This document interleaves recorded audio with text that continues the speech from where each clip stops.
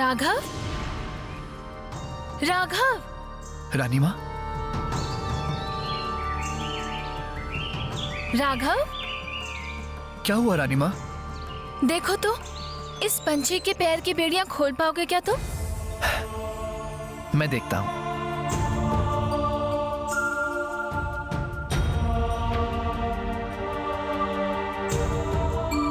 दर्द होता है, दर्द होता है,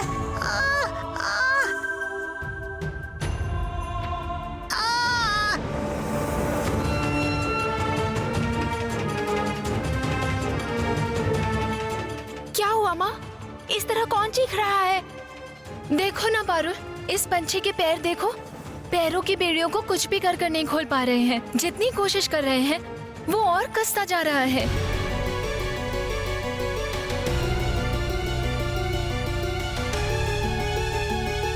तुम चिंता मत करो, मैं अभी आती हूँ। मैं इसे अभी काट दूंगी।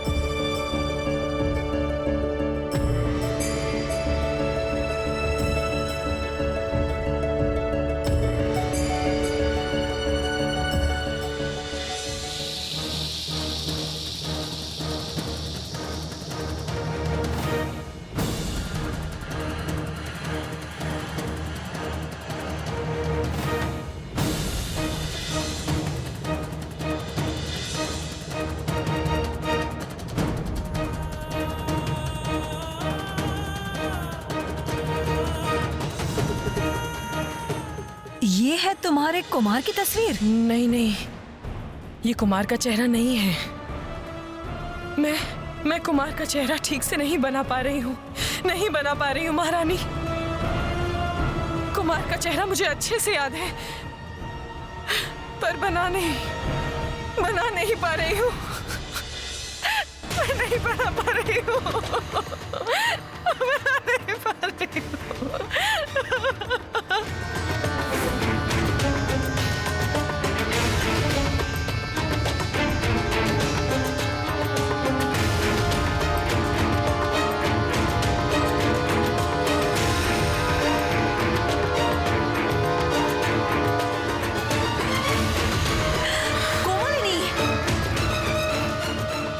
नहीं, इससे नहीं होगा। नागराज कन्या जितना गरजती है उतनी बरसती नहीं है। मुझे कोई और ही उपाय निकालना होगा।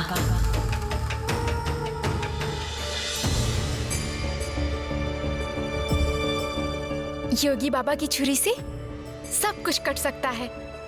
मुझे कितनी बार इससे मदद मिली है।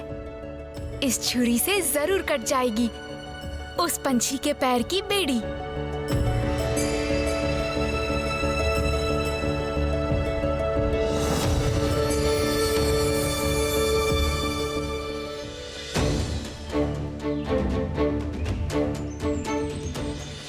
दिन की रोशनी में यह अस्त्र कभी बाहर मत निकालना। यह कोई साधारण छुरी नहीं है। अभी तो सूरज की रोशनी है, तो फिर इस सूरज की रोशनी को ढकना होगा।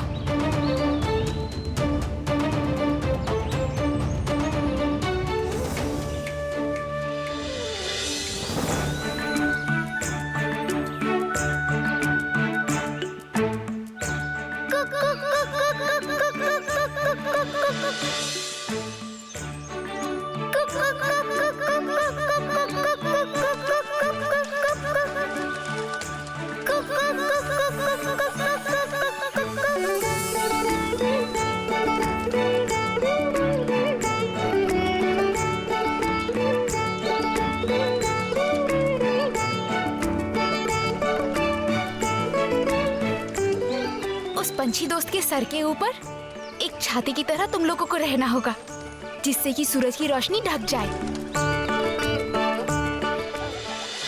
मेरी बेटी भी मेरी तरह है, पक्षियों की भाषा बोलती है।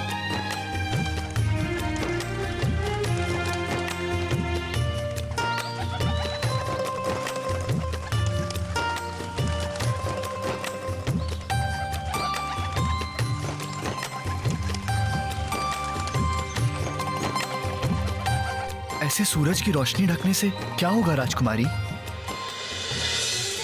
ये छुरी रोशनी में काम नहीं करती, इसलिए छांव की जरूरत है। अब ये छुरी काम करेगी।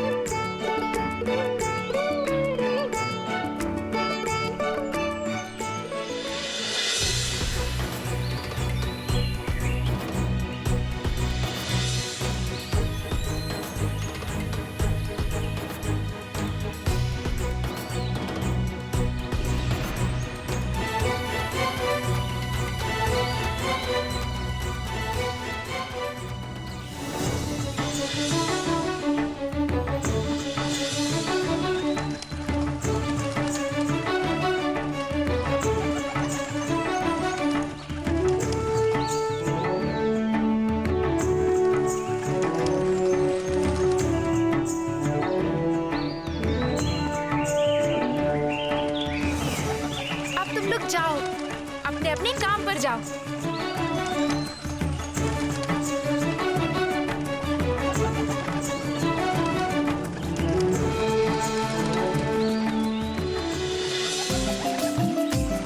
अब तुम आजाद हो, बेड़ियों में बंद नहीं हो, तुम आजाद हो। मैं आजाद हो गया। मैं आजाद हो गया। अरे ये छुरी तुम्हें कहाँ से मिली? बोलो कहाँ से मिली ये छुरी? बोलो।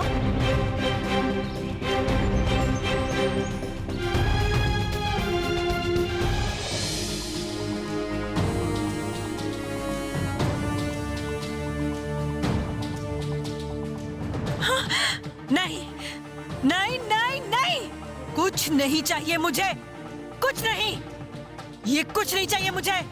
सुना तुमने? कुछ नहीं चाहिए मुझे। जाओ जाओ यहाँ से, सब चले जाओ यहाँ से, जाओ। मुझे सिर्फ पद्मावती चाहिए। कुछ भी करके, किसी भी कीमत पे, कैसे भी, इसी वक्त। महारानी शांत हो जाइए, आप ये मिठाई खा लीजिए। क्यों आई है यहाँ? क्यों आई है तू यहाँ पे? जा यहाँ से, निकल जा यहाँ से, चल जा यहाँ से। कहा ना, जा यहाँ से। महारानी, आपके स्नान का पानी तैयार है।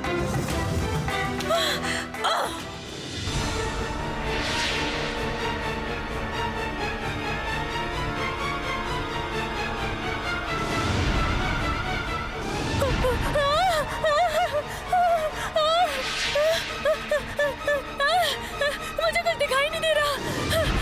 ये क्या हो गया मुझे?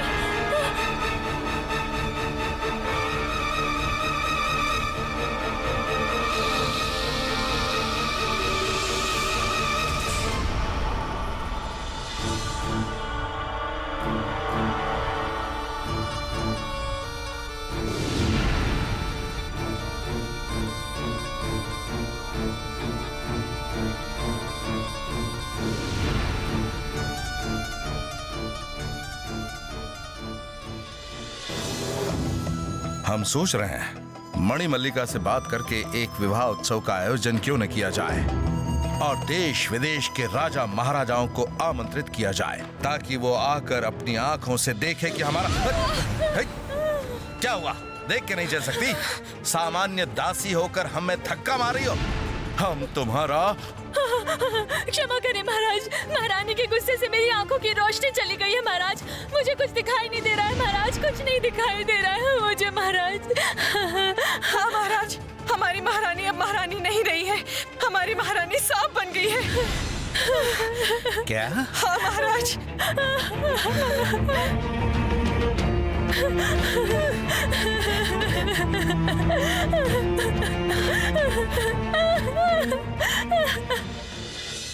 इस छुरी से बेड़ी तुरंत कैसे कट गई? ये छुरी कोई साधारण छुरी नहीं है, इससे तुरंत सब कुछ कट जाता है, लोहा पत्थर सब कुछ।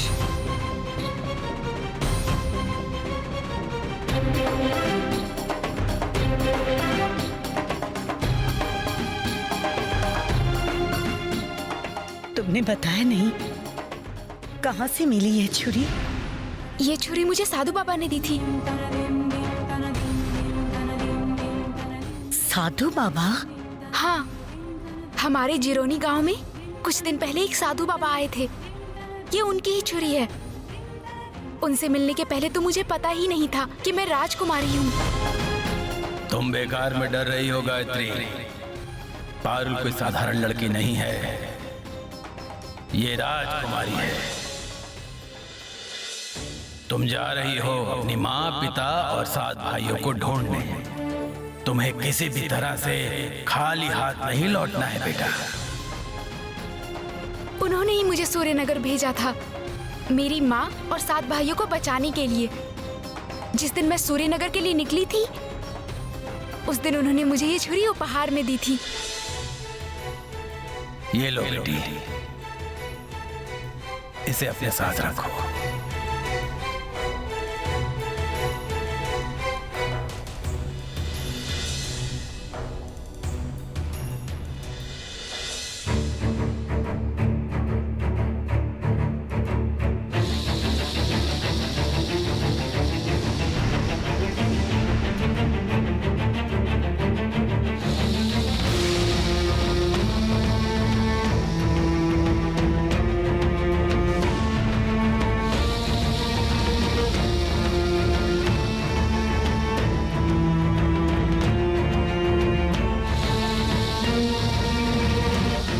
मलिका,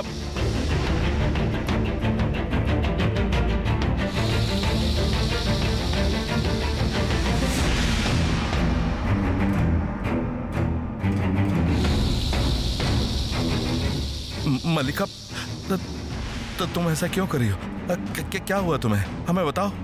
वो पद्मावती को लेकर चले गए सुरेंद्र। नागलोक की सुरक्षा भेद कर निकल गए वो लोग।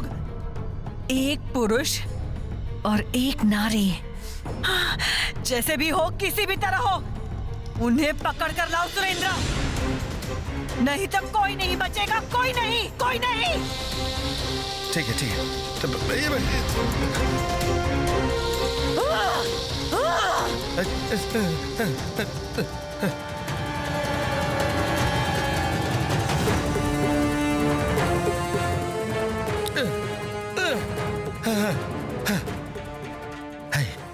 इस वक्त एक ही इंसान मणिमल्लिका को संभाल सकता है, सिर्फ एक ही इंसान,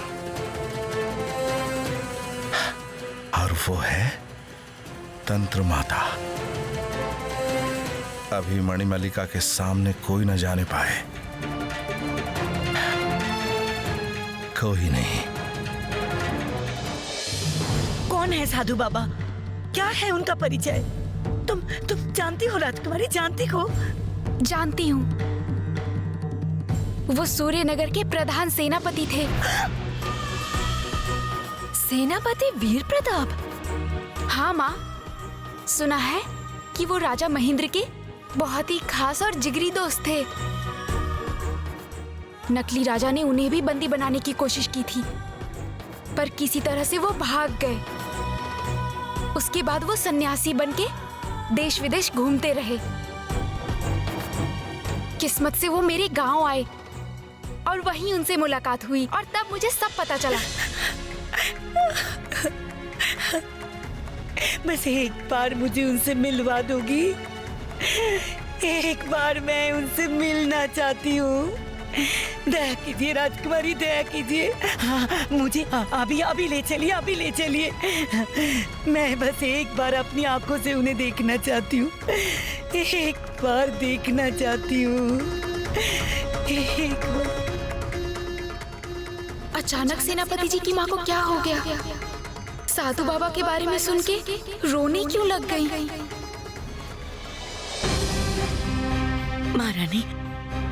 महारानी राजकुमारी से कहिए ना, मुझे एक बार उस गांव में ले जाने के लिए। एक बार। आप इतना क्यों रो रही हैं? मुझे तो कुछ भी नहीं समझ में आ रहा है। साधु बाबा कौन लगते हैं आपके? मैं तो उन्हीं का बेटा हूँ राजकुमारी।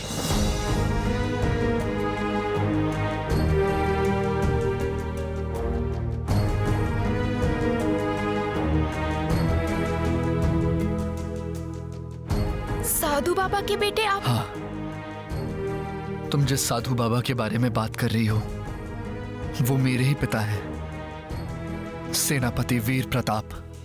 वो महाराज के विश्वसनीय अनुचर और परम मित्र थे और इसकी सजा वो इतने दिनों से सहन करते जा रहे हैं। अपने आप को वो छुपाकर भागे भागे फिरते हैं। और उनके जिंदा रहने के बावजूद मेरे राघव को उनके बिना कितने साल बिताने पड़े। और प्रधान सेनापति की पत्नी होने के बावजूद भी मेरी माँ को इतने सालों तक सहना पड़ा है। दर्द, कष्ट और अकेलापन।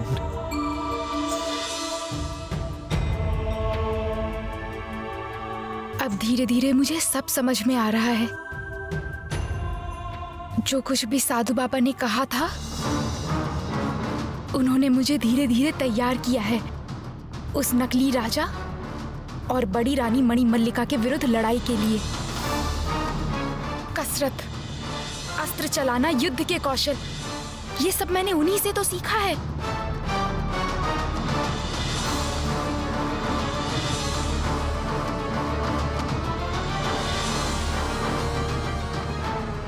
राजकुमारी, राजकुमारी, राजकुमारी, मेहरबानी करो। तुम एक बार बस मुझे उनके पास ले चलो। मुझसे और इंतजार नहीं होता, नहीं होता। पारुल, ले जा दीदी अरुंधति को वहां ले जा। एक बार मिलकर आने दे सेनापति वीर प्रताप के साथ। लेकिन मैं कुछ और सोच रही थी माँ। वो क्या, साधु बाबा वापस आ गए तो हमें भी लड़ाई करने में आसानी होगी। वो मुझे और सेनापति राघव को सलाह मशवरा दे पाएंगे। मैं सोच रही हूँ साधु बाबा को एक खबर भेजूंगी। माँ मुक्त हो गई है ये जान के वो भी बहुत खुश होंगे। लेकिन तू उन्हें खबर भेजेगी कैसे? मगर पारुल, जिरोनी गांव तो बहुत दूर है। तुम या मैं नहीं गए तो उस गांव को कौन पहचानेगा? बहुत दिन हो गए हैं, मैंने अपने पक्षी राजमित्र को नहीं देखा। मैं ये काम उसे ही देना चाहती हूँ।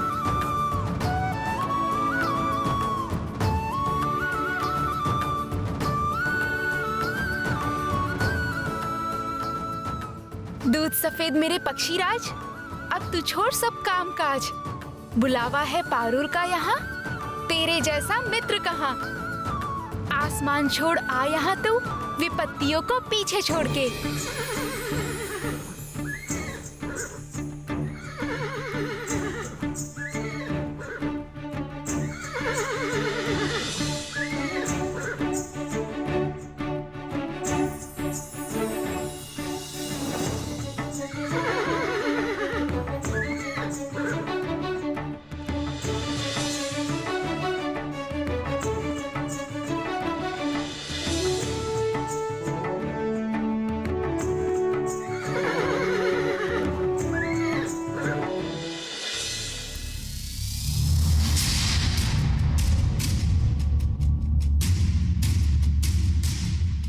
लेकिन नागराज के नाग लोक से जो रानी पद्मावती को छुड़ा के ला सकते हैं, उसमें बहुत ताकत है। तो क्या हमारी हार होनी निश्चित है? दुश्मन को हराने का कोई उपाय नहीं है माता? फिलहाल तो नहीं है। सुन सुरेंद्र, उस असीम शक्तिशाली शत्रु से लड़ाई करने के लिए तुम लोगों को भी उसकी तरह शक्तिशाली बनना होगा, उससे भी ज्यादा ताकतवर बनना होगा। माता, आप कोई रास्ता बताएं, कैसे हम वो शक्ति पा सकते हैं, बताइए। ये काम आसान नहीं है सुरेंद्र, बहुत कष्ट सहने पड़ेंगे, कड़ी साधना करनी होगी। आप जैसा कहेंगी, जो कहेंगी बिल्कुल वैसा ही करेंगे। हम अपना सिंहासन नहीं खोना चाहते। आप बोलिए क्या करना है, बोलिए। पहले मणिमल्लिका को जगाना होगा, उसी के अंदर छुपी है वो शक्ति। मणिमल्लिका में है वो शक्ति? हाँ, लेकिन ये बात वो भूल चुकी है। मणिमल्लिका को उस शक्ति के बारे में याद दिलाना होगा। माता, उसका गुस्सा कम नहीं हो रहा, हम तो उसके आसपास भी नहीं जा सकते। आप जैसे भी हो उसका क्रोध शांत करने का बंदोबस्त कर दीजिए बस, क्योंकि अगर उसका क्रोध शांत नहीं हुआ तो हमारी सारी कोशिशें बेकार हो जाएंगी।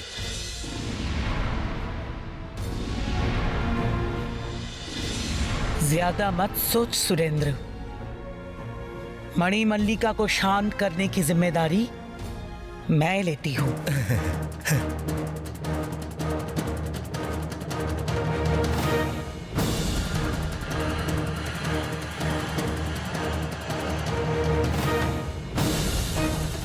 चलिए चलिए।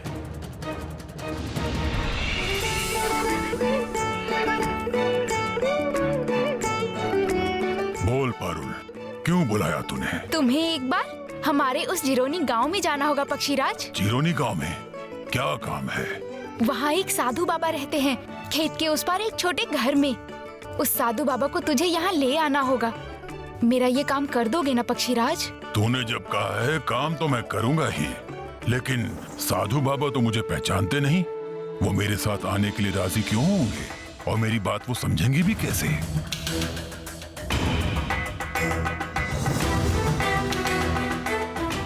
सही कहा, ये बात तो मैंने सोची ही नहीं थी।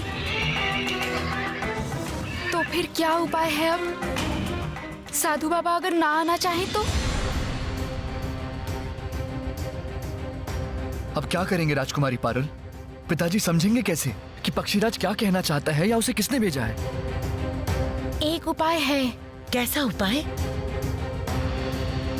आप एक काम कीजिए, थोड़ा चंदन लेकर आइए। चंदन? हाँ,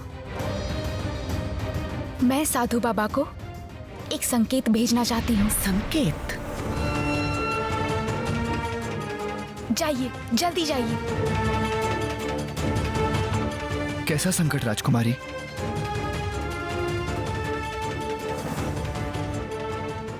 ऐसा संकेत जिसे देख के साधु बाबा बिल्कुल देर नहीं करेंगे आने में। समझ जाएंगे किसने भेजा है पक्षीराज को।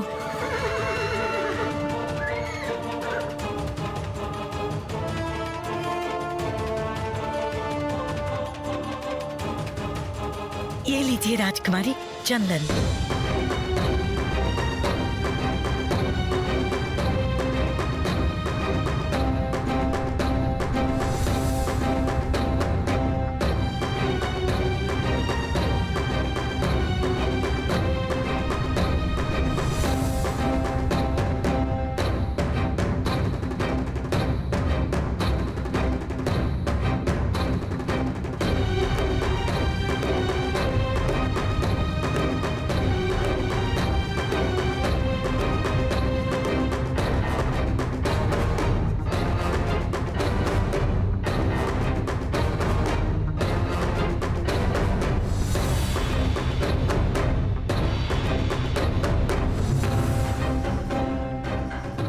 कोई परेशानी नहीं। अब इस संकेत को देखते ही साधु बाबा झट से समझ जाएंगे मैंने भेजा है पक्षीराज को उन्हें ले आने के लिए।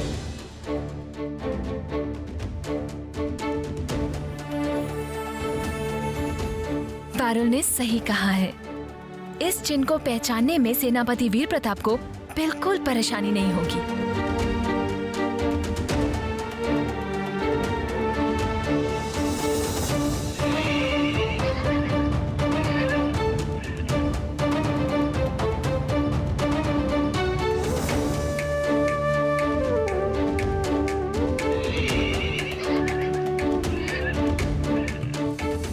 जाओ पक्षीराज, चले जाओ जिरोनी गांव में। गांव के आखिर में खेत के उस पार जो टूटा फूटा छोटा घर दिखेगा तुम्हें, वहीं जाके बुलाना साधु बाबा को और इस हाथों से बनाए हुए निशान को दिखाना। बस साधु बाबा सब समझ जाएंगे। जाओ ले आओ साधु बाबा को।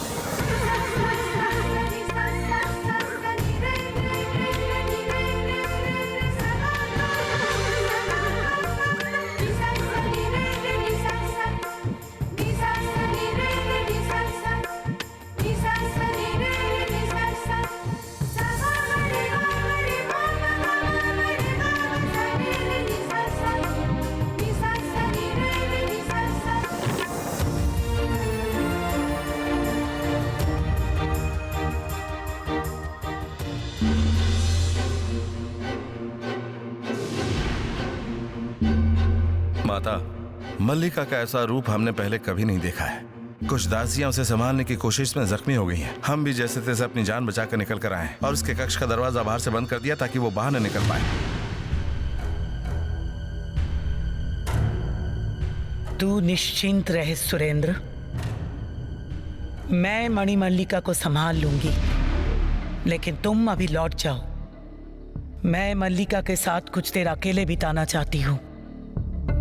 ठीक है माता, हम महल के बाहर आपकी प्रतीक्षा करेंगे। लेकिन याद रखना, इस महल में अब कोई आना नहीं चाहिए, ये मेरा आदेश है। जो आज्ञा, आपके आदेश का पूरी तरह पालन किया जाएगा।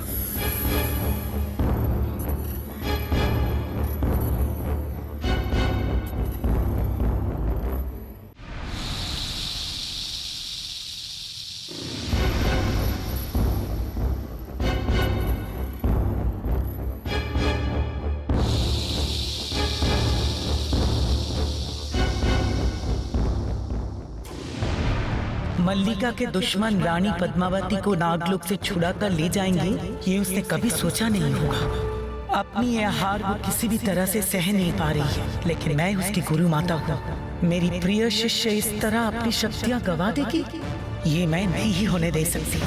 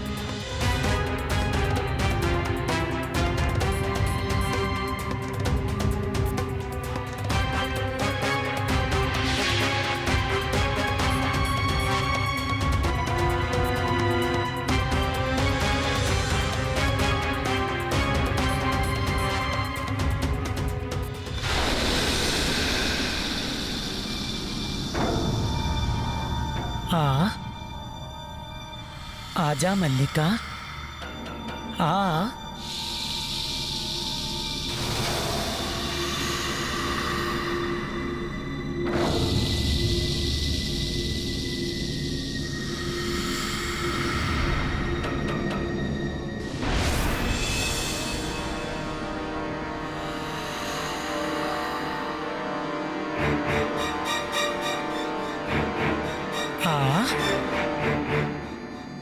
मल्लिका, हाँ।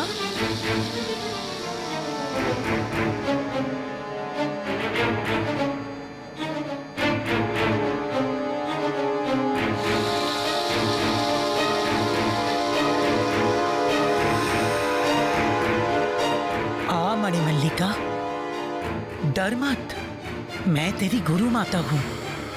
आ, देख, तेरे लिए दूध रखा है मैंने। हाँ, यहाँ।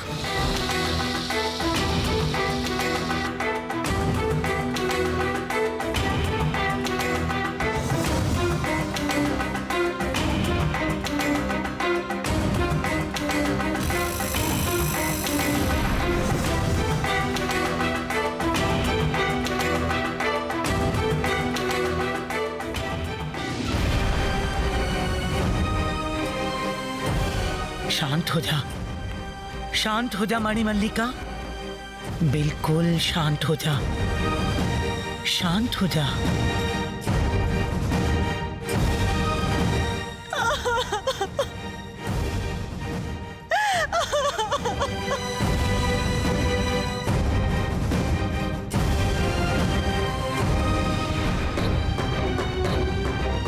क्या पता पक्षीराज अब तक झिरोनी गांव पहुंचे भी हैं या नहीं। अब तक तो पहुंच जाना चाहिए था। अगर उसे साधु बाबा का घर ना मिला तो फिर वो तो किसी से पूछ भी नहीं पाएंगे, उनकी भाषा तो कोई समझ भी नहीं पाएगा। तो फिर क्या होगा? राजा महेंद्र की जय! राजा महेंद्र की जय! राजा महेंद्र की जय! महारानी पद्मावती की जय! राजा महेंद्र की जय! राजकुमारी पारुल की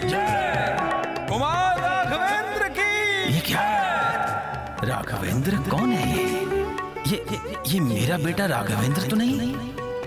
कितने सालों बाद देख रहा हूं इसे।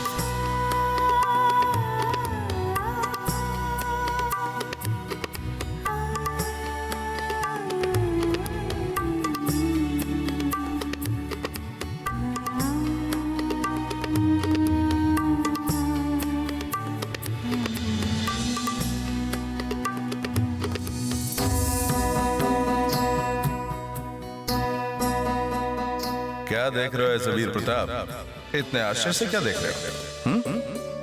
बधाइयां स्वीकार करो। हम थे एक दूसरे के दोस्त और इस विवाह से अब हम बन गए हैं एक दूसरे के रिश्तेदार। हाँ, अब हम एक दूसरे के समधी बन गए हैं।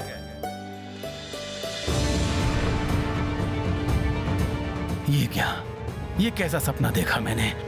क्या अर्थ है इस सपने का? राघवेंद्र, वो तो मेरी एकमात्र संतान है। वो तो कितना बड़ा हो गया होगा इतने सालों में। लेकिन फिर भी पारुल से विवाह? नहीं, ये कैसे हो सकता है? पारुल तो राजकुमारी है, उसके साथ मेरे राघव का विवाह कैसे होगा?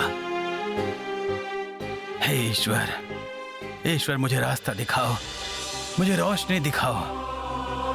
बंदी रानी पद्मावती को क्या सच में पारुल आजाद कर पाई है? पारुल के साथ क्या सचमुच मेरा पुत्र राघव मिला है?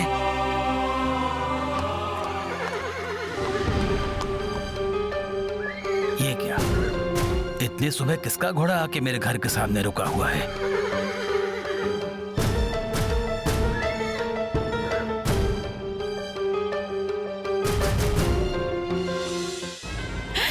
रो मत मणि मल्लिका, रो मत। मैं हूं ना, ऐसे टूट मत तू। बार बार मैं अपने गुप्त शत्रुओं से हार रही हूँ माता, बार बार। अब तक मैं उनका चेहरा नहीं देख पाई हूँ माता, अब तक एक बार भी नहीं। उनका चेहरा नहीं देख पाई तो कोई बात नहीं, मगर उनका उद्देश्य क्या है वो तो साफ हो ही गया ना। अपने उद्देश्य में तो वो सफल हो ही गए हैं माता, क्योंकि उनका मुख्य उद्देश्य था पद्मावती को मुक्त करना। और क्या अलग उद्देश्य हो सकता है उनका माता? गलत सोच रही है मणि मल्लिका। सिर्फ पद्मावती को मुक्त कराना ही उनका एकमात्र लक्ष्य नहीं है। उनका उद्देश्य है पद्मावती का खोया हुआ सम्मान वापस दिलाना। शायद ये सिंहासन भी? नहीं, कभी नहीं माता, कभी नहीं। नहीं माता, ये नहीं हो सकता। पद्मावती को इस राजमहल में वापस नहीं आने दूंगी माता, ये नहीं हो सकता, कभी नहीं। मगर सिर्फ जुबान से तो उन्हें रोका नहीं जा सकता मणि मल्लिका। ये बिल्कुल साफ है, तेरे दुश्मन बहुत ही ज्यादा शक्तिशाली है। सिर्फ पद्मावती को मुक्त करके ही चुप नहीं बैठेंगे, वो उसकी बाकी संतानों को भी बचाने की कोशिश करेंगे। तब कैसे रोकेगी? वो मर चुके हैं। इतने सालों में वो लोग बिल्कुल जमीन में मिल गए होंगे। पद्मावती के 7 लड़के कभी भी किसी तरह वापस नहीं लौट सकते हैं माता, ये नामुमकिन है। सब कुछ मुमकिन है, इस संसार में असंभव कुछ भी नहीं। और तुझे हर चीज के लिए हमेशा तैयार रहना होगा।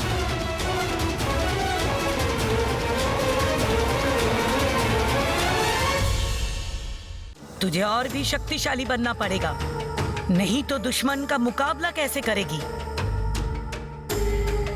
माता, आप मुझे रास्ता दिखाइए, ताकि मेरी ये ताकत, ये राजपाट, ये सिंहासन सब मैं अपने पास रख सकूं, सब। और ये सब अपनी मुट्ठी में रखने के लिए आप मुझे जो भी करने को कहेंगी, मैं वो सब करने को राजी हूं माता। तुझे अपने राक्षसी जीवन के बारे में याद है?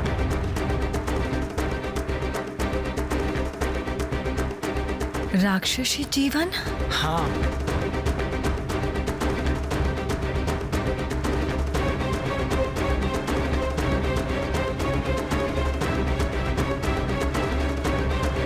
नहीं, मुझे कुछ भी याद नहीं है माता, कुछ भी नहीं।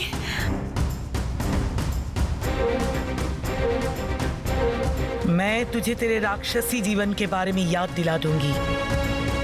सब याद आ जाएगा तुझे, सब याद आ जाएगा तुझे।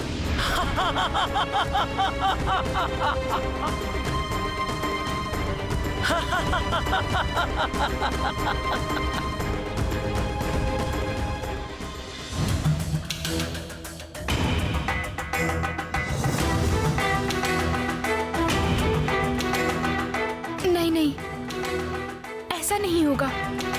गांव की सीमा पे खेत के बाद तो वहां पर एक ही टूटी फूटी कोठरी है और पक्षीराज तो बहुत चालाक हैं। वो जरूर पहुंच जाएंगे साधु बाबा के पास। और अगर साधु बाबा एक बार कपड़े पे बनाए हुए उस निशान को देख लेंगे तब तो और कोई फिक्र ही नहीं है।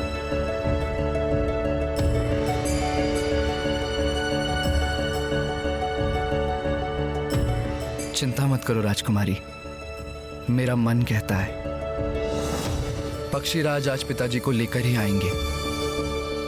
हमारे इतने सालों की प्रतीक्षा आज खत्म हो जाएगी तुम्हारी वजह से।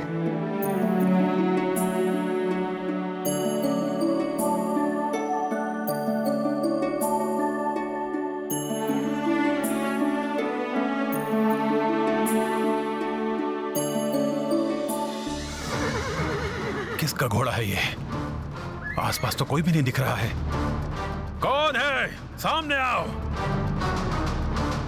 कोई नहीं है तो फिर ये घोड़ा आया कहां से? ये क्या? ये घोड़ा ऐसे क्यों कर रहा है? लग रहा है जैसे जैसे कुछ कहना चाहता है मुझे। ये घोड़ा कोई साधारण घोड़ा नहीं है, ये तो पक्षीराज घोड़ा है। उसके गले में क्या बंधा हुआ है? तो क्या कोई घोड़े के द्वारा मुझे संकेत भेजने की कोशिश कर रहा है?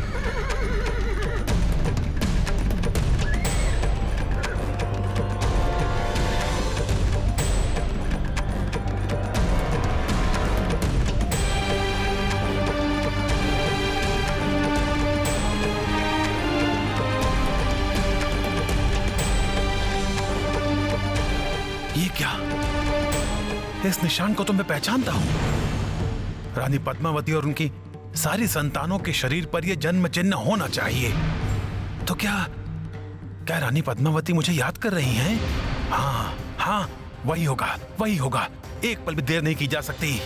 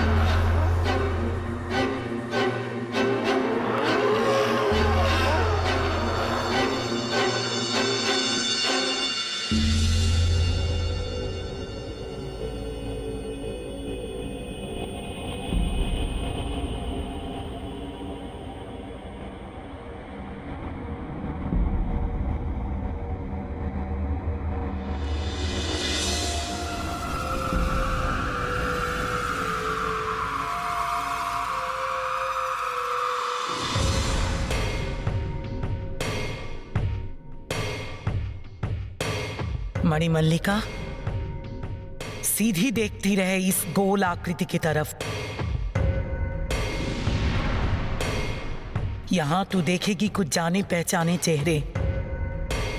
पहचानने की कोशिश कर। यही थे तेरे राक्षसी जीवन के संगी।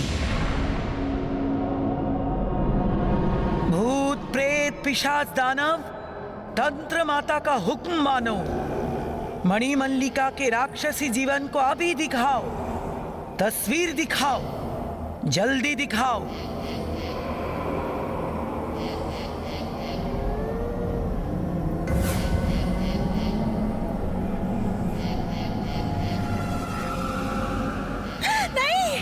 नहीं, पहचाना तूने इसे?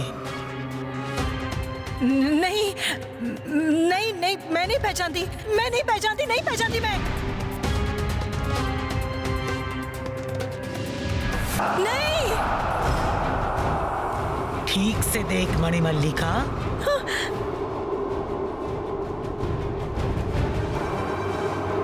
नहीं माता, नहीं माता, ऐसा डरावना चेहरा मैंने पहले कभी नहीं देखा। मैं पहचान नहीं पा रही हूँ माता, इस चेहरे को मैं बिल्कुल नहीं पहचानती। ठीक है,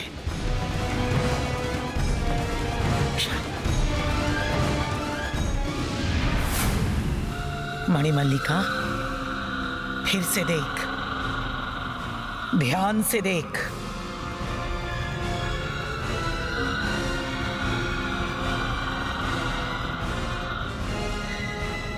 ऐसे डरने से नहीं होगा मणिमल्लिका, तुझे अपने राक्षसी जीवन को याद करना ही होगा, नहीं तो तू अपने शत्रु को कभी हरा नहीं पाएगी। अशुभ शक्ति की शरण में आ, जगा अपने याददाश्त को आज, वरना तेरी हार कोई रोक नहीं पाएगा। देख, फिर से देख इस गोले में, देख, याद करने की कोशिश कर।